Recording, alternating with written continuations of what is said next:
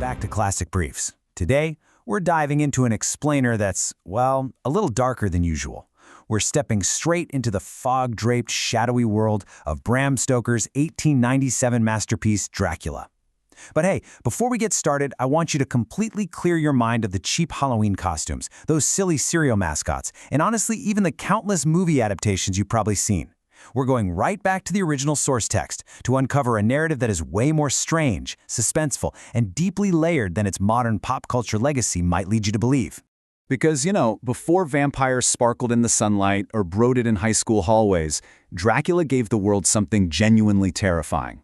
Stoker's original count absolutely was not some misunderstood romantic anti-hero. No way. He was an ancient, calculating predator slipping into the modern world. As we're going to see throughout this explainer, the original novel was this masterful vessel for Victorian society's deepest anxieties. It turned fear, desire, disease, and the looming threat of foreign invasion into one literally unforgettable, nightmare-inducing monster. All right, Part 1. The Ancient Predator Awakens. Terror in Castle Dracula. So our story kicks off with Jonathan Harker. He's a young English solicitor who travels out to the wild, remote Carpathian mountains of Transylvania to help a nobleman with a real estate purchase. Pretty standard, right? Well, he very quickly finds himself trapped in this terrifying remote castle. In Stoker, he doesn't build the horror with cheap jump scares. Instead, it's this creeping, suffocating sense of wrongness. Harker slowly realizes he isn't a guest at all, he's a prisoner. He starts noticing things like how the Count has no reflection. And then he writes this incredibly chilling note in his journal. He actually witnesses Count Dracula emerge from a window and crawl down the sheer castle wall over a dreadful abyss, face down, with his cloak spreading out around him like these great dark wings. It's in that terrifying moment Harker realizes he is trapped by a mysterious aristocratic predator who literally defies the laws of nature. Which brings us to Part 2, the invasion of London, crossing the borders. You see, Stoker doesn't just leave us trapped in that crumbling Gothic castle. That'd be too easy. Dracula leaves his decaying world behind and actually sails to England on a literal ghost ship with a completely dead crew. He's bringing the ancient East, all that superstition, the howling wolves, the ruined castles. He's bringing all of it straight to the doorstep of the modern West.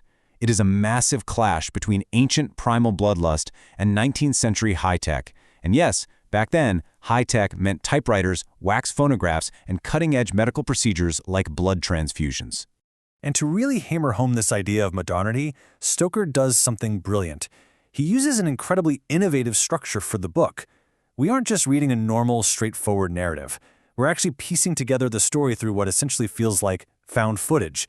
We're reading Jonathan's shorthand journal, Mina's typed letters, Dr. Seward's wax-cylinder phonograph diaries, telegrams, and newspaper clippings. It feels exactly like a 19th century true crime documentary. We as the readers are putting together the clues of this invasion right alongside the characters, which makes the suspense feel incredibly real and immediate. Moving into Part 3. The Disease Spreads. The Tragic Fall of Lucy. Okay, so once Dracula actually arrives in England, the horror shifts. It becomes deeply psychological and deeply bodily. He doesn't show up with a conquering army, he attacks the home. Specifically, he targets a young woman named Lucy Westenra, and the way her attack is described, it perfectly mirrors an uncontrollable spreading outbreak. Think about this timeline. On August 8th, the ghost ship arrives in Whippy. By early September, Lucy is failing. She's growing chalky pale, she's losing blood, but she has absolutely no obvious wounds, well, except for 2 tiny, strange punctures on her neck. Her doctor, Seward, is so baffled he calls in his old master, the great specialist Professor Van Helsing. But despite all their modern medical efforts, Lucy dies on September 20th. Only, she doesn't stay dead. She rises again as a monstrous, predatory, undead creature who actually begins hunting children in the night. The contamination has taken root. Now for Part 4, Science, Faith, and Resistance. The Vampire Hunters Unite. The sheer futility of their modern medicine forces a really drastic change in tactics for our heroes. To stop this invasion, a modern crew of vampire hunters has to band together. You've got Jonathan, Dr. Seward, Lord Godalming, the American Quincy Morris, all being led by Van Helsing. But here's the genius part. Van Helsing realizes that science alone absolutely cannot defeat an ancient supernatural threat.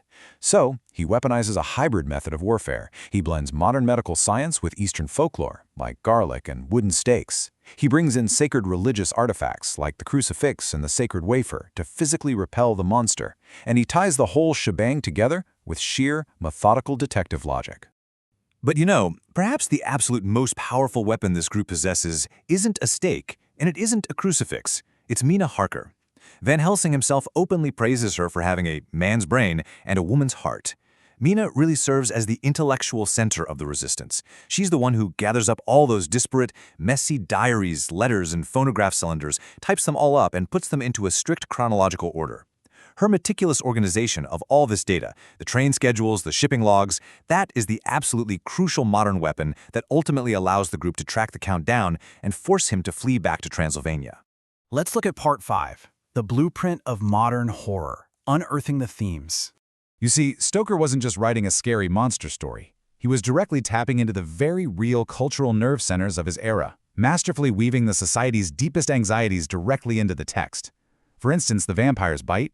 It's a crystal-clear proxy for disease, contagion, and the horrifying loss of bodily autonomy. These were massive fears in an era that was constantly plagued by sweeping epidemics.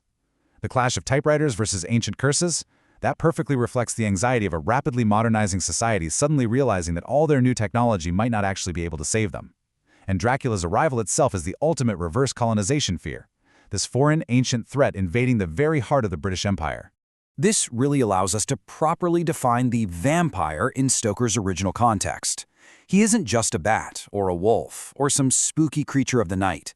He is a highly potent symbol of invasion, a symbol of blood contamination and of repressed societal desires finally breaking free. He represents the terrifying idea that an outside force can just slip into your most sacred safe spaces, your home, your bedroom, your very own veins, and corrupt you entirely from the inside out, stripping away both your humanity and your faith. So what's the big takeaway here?